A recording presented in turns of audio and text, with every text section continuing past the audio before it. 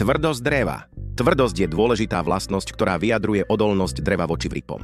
Tvrdé dreviny lepšie odolávajú vniknutiu cudzieho telesa do ich povrchu pôsobením vonkajšej sily. Tvrdosť sa posudzuje škrábaním, odrazom, vtláčaním. Metódou škrabania sa porovnáva tvrdosť na Mohsovej stupnici, zostavenej z 10 prírodných minerálov od najmäkšieho po najtvrdší diamant.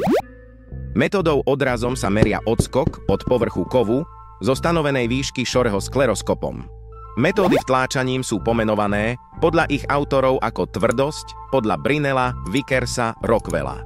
V drevárskej praxi sa osvedčila metóda zisťovania tvrdosti podľa Younga. Tento test meria množstvo sily v newtonoch potrebné na to, aby sa oceľová guľa zarila do povrchu dreva na polovicu svojho priemeru. Dreviny s vyššou hustotou majú aj väčšiu tvrdosť. Preto sa niekedy tieto termíny nesprávne zamieňajú. Spomeňte si na olovo. Od čoho tvrdosť dreva závisí? Zásadne od druhu dreviny. Rozlišujeme dreviny tvrdé ako dub, hrab a mäkké ako lipa, topoľ. Najmäkšia je balza a najtvrdší austrálsky buloke. Tvrdosť dreva ovplyvňujú rastové podmienky a vek stromu, vlhkosť a spôsob jeho spracovania.